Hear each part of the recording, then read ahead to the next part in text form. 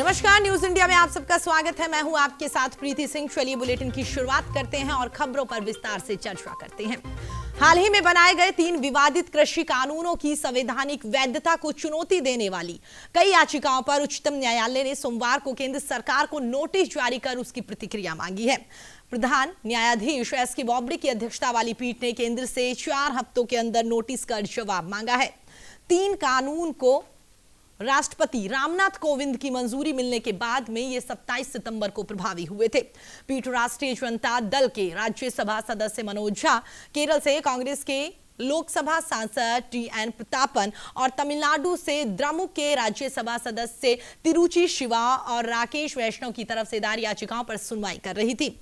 पीठ में न्यायमूर्ति ए.एस. बोपन्ना और साथ ही वी रामासुब्रमण्यम भी यहां पर शामिल हुए। याचिका में आरोप लगाया गया है कि संसद द्वारा पारित कृषि कानून किसानों को कृषि उत्पादों का उचित मूल्य सुनिश्चित कराने के लिए बनाई गई कृषि उपज मंडी समिति व्यवस्था को खत्म कर देगी।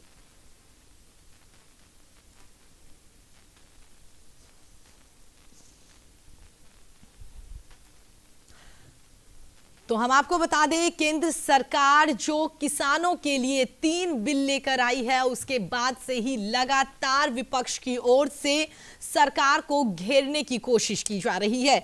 और साथ ही सरकार जब से किसानों के हित में लगातार कह रही है कि हम ये बिल लेकर आए हैं, समझाने की कोशिश की जा रही है, लेकिन उसके बावजूद भी किसान मानने के लिए तैयार नहीं है।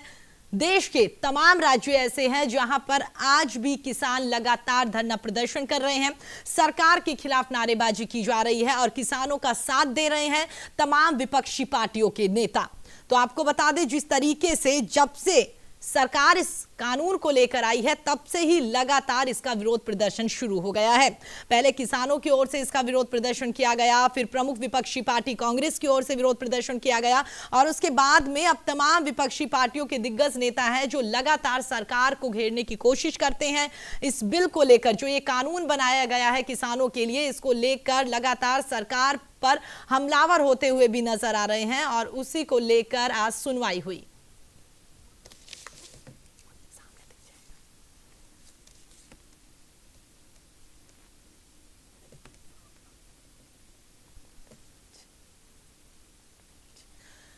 चलिए आगे बढ़ते तो आपको बता दें, इस खबर पर हमारे साथ चर्चा करने के लिए बीजेपी से कुलरेज जी हमारे साथ जुड़ गए हैं। स्वागत है सर आपका।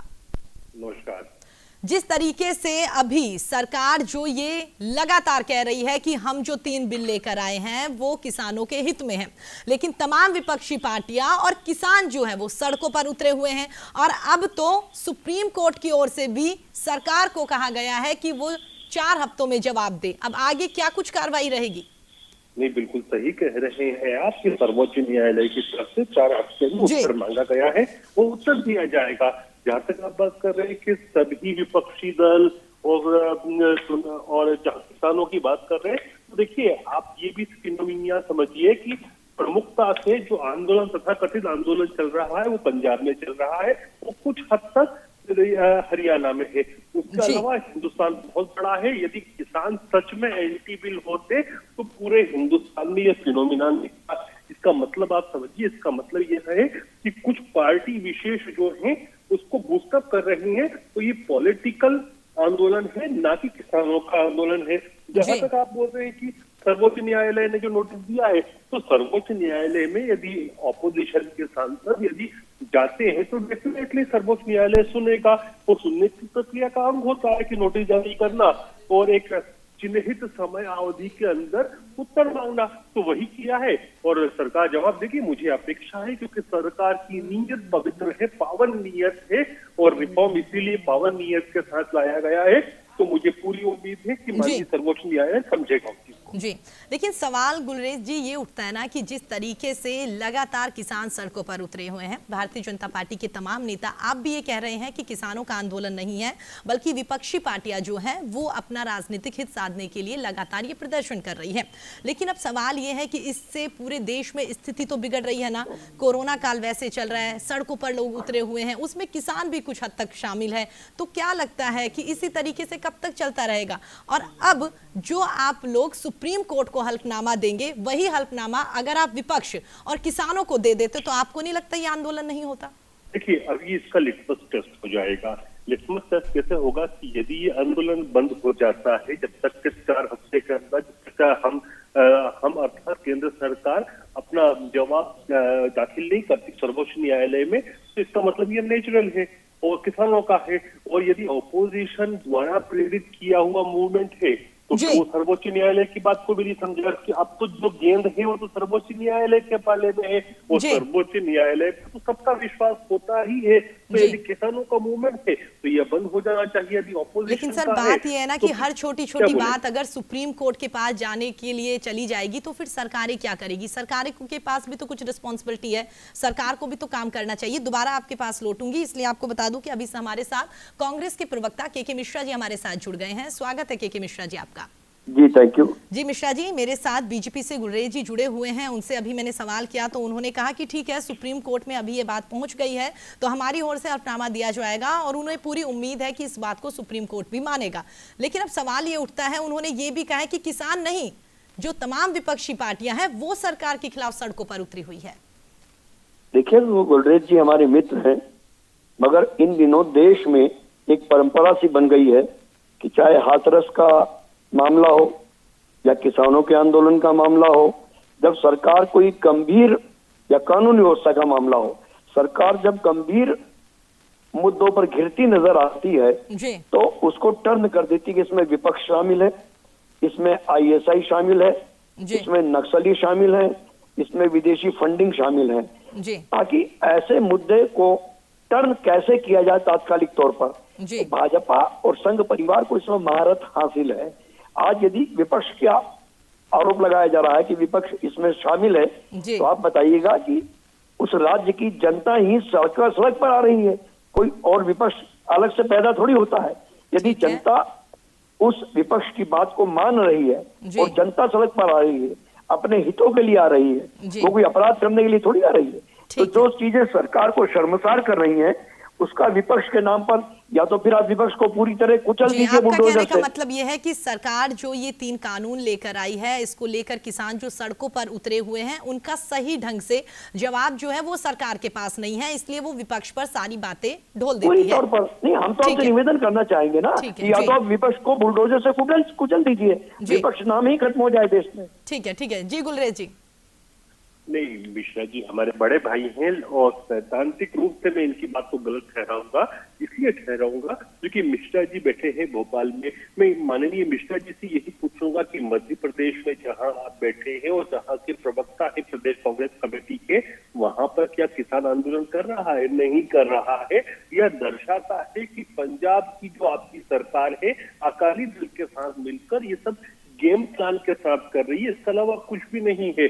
और आप देखिए कि बहुत सारे प्रांत हैं। आप बताइए मिश्रा जी मुझे, राजस्थान में भी आपकी सरकार है कि नहीं है?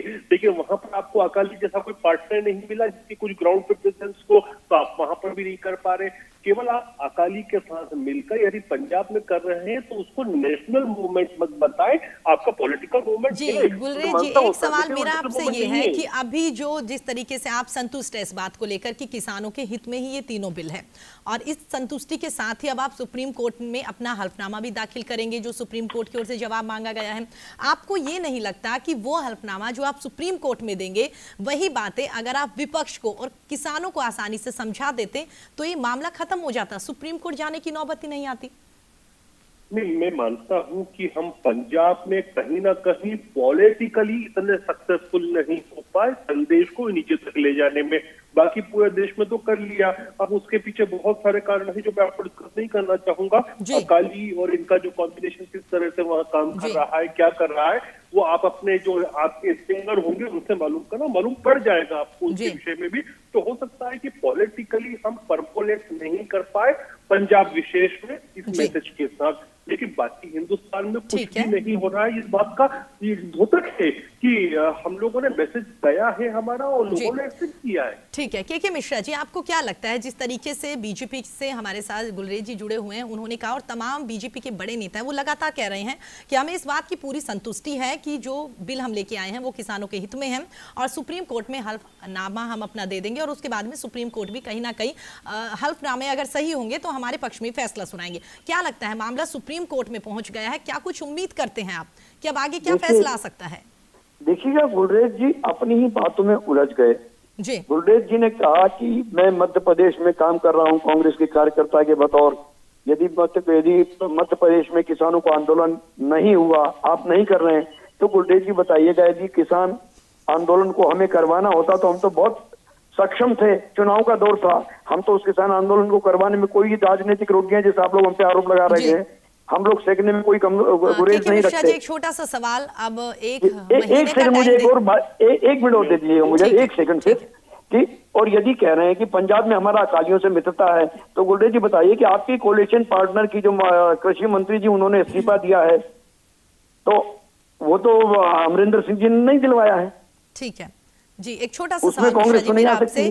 अब सुप्रीम कोर्ट में मामला चला गया है, 1 महीने का वक्त दिया गया है हल्फनामा दाखिल करने के लिए केंद्र सरकार को। अब आप लोग क्या करेंगे? अब भी धरना करते रहेंगे या उसे बंद कर दिया जाएगा? देखिएगा, वो वहाँ के तात्कालिक लीडर जो किसान नेता है वो कर रहे हैं। यदि हम लोग इन्वॉल्व होते तो हम लोग डायरेक्ट अपने प्रदेश कांग्रेस कमेटी से सर्कुलर जारी करते। उम्मीद कर सकते हैं सर, कोरोना बढ़ रहा है, अब तो उम्मीद कर सकते हैं, अब तो सुप्रीम कोर्ट पे तो भरोसा है ना, अब तो उम्मीद कर सकते हैं कि 1 महीने के लिए इसको शांत कर दिया जाए, 1 महीने के बाद सुप्रीम कोर्ट जो फैसला देगा वो मान्य होगा, ये तो मानते हैं ना आप? नहीं, आप बताइएगा, मैं ग्वालियर में बैठा हुआ हूँ, गुना में बैठा हुआ हूँ, इलेक्शन ड्यूटी में हूँ, मैं पंजाब के हालातों पर कैसे अपना बयान जारी कर सकता हूँ? ठीक है सर, आप तमाम लोग हमारे साथ जुड़े, अपना कीमती वक्त दिया, उसके लिए आप दोनों का बहुत बहुत शुक्रिया। Thank you. चलिए आगे बढ़ते हैं। तो आपको बता दें कि कांग्रेस नेता राहुल गांधी ने एक बार फिर से हाथरस मामले को लेकर सरकार पर निशाना साधा है। महिला सुरक्षा के मुद्दे पर सोमवार को कांग्रेस की ओर से डिजिटल कैंपेन चलाया गया और इसी के तहत राहुल गांधी ने अपना वीडियो संदेश भी जारी किया है। राहुल ने आरोप लगाया है कि यूपी सरकार अपराधियों को बचाने का काम कर रही है। राहुल गांधी ने अपने वीडियो में यह भी कहा है कि कुछ वक्त पहले मैं हाथरस गया था, जहां पर जाते वक्त मुझे रोक दिया गया। दूसरी बार मैं चला गया, मुझे उस परिवार से मिलने से क्यों रोका गया था? उनकी बेटी के साथ बलात्कार हुआ है, फिर हत्या कर दी गई। जब मैंने पीड़ित परिवार से बात करी तब सरकार ने पीड़ितों पर आक्रमण शुरू कर दिया। राहुल गांधी ने कहा है कि सरकार का काम अपराधियों की रक्षा करने का नहीं है। यूपी सरकार पीड़ितों को न्याय नहीं दिला रही। यूपी सरकार को अपराधियों को जेल में डालना चाहिए। ऐसा देश में लाखों महिलाओं के साथ होता रहता है। राहुल ने यह भी कहा है कि हमें समाज को बदलना है, माता बहनों के साथ जो गलत किया जा रहा है उसे बदलना है और फिलहाल जो हो रहा है वो अन्याय है।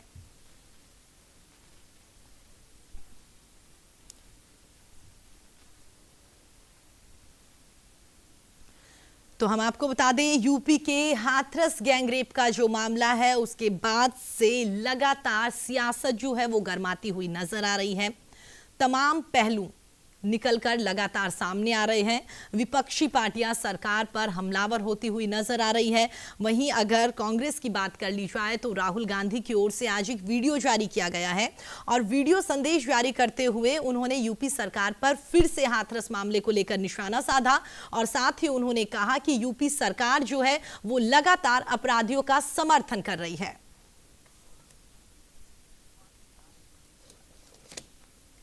चलिए आगे बढ़ते हैं। खबर पर चर्चा करने के लिए वरिष्ठ पत्रकार आरबी उपाध्याय जी हमारे साथ जुड़ गए हैं। उपाध्याय जी, जिस तरीके से हाथरस मामले की अगर बात कर ली जाए तो आए दिन नए नए खुलासे हो रहे हैं। सीबीआई इस पूरे मामले को लेकर जांच कर रही है, लेकिन विपक्ष जो है वो अभी भी ये मानने के लिए तैयार नहीं है कि इस पूरे मामले को लेकर सरकार गंभीरता से जांच करवा रही है। देखिए प्रीति, बिल्कुल सही कहा आपने। एक मैसेज क्या है, कोई भी घटना घटती है, सरकार कार्रवाई करती है, तो वो जो कार्रवाई होती है, कार्रवाई का जो मैसेज जाता है जनता के में, तो उत्तर प्रदेश सरकार का जो मैसेज गया, जिस तरीके से सबका अंतिम संस्कार किया गया और जो कार्रवाई हुई, ये धमकाना भी ये मीडिया वाले चले जाएंगे, कल को फिर हम रह जाएंगे, तो मैसेज बहुत गलत गया था। वो जनता के बीच में ये मैसेज गया, जिस घर की बेटी गई है उस के लोगों को प्रताड़ित किया जा रहा उसके बाद ठीक है, सीबीआई इंक्वायरी है, सबको विश्वास करना चाहिए कि एक निष्पक्ष एजेंसी है। जी। बात अलग है कि सुप्रीम कोर्ट ने भी सीबीआई पर भी टिप्पणी की थी कि सीबीआई पिंजरबंद होता है, वो एक अलग मैटर है। लेकिन देखिए, सरकार के पास जो भी इन्वेस्टिगेशन एजेंसी होती है वही इन्वेस्टिगेट करती है।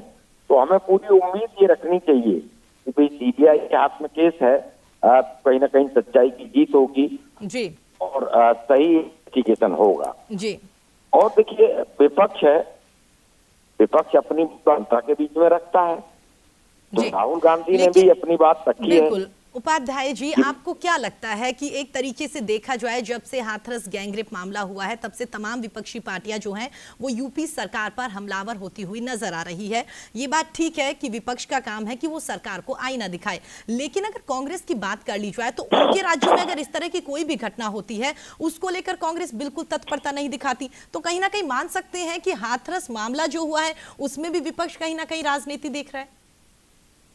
देखिए, ये विडंबना है जी। इसकी घटनाओं की जितनी निंदा की जाए, इस तरह के कृत्य की जितनी निंदा की जाए, वो निंदनीय है और उतनी ही कम है।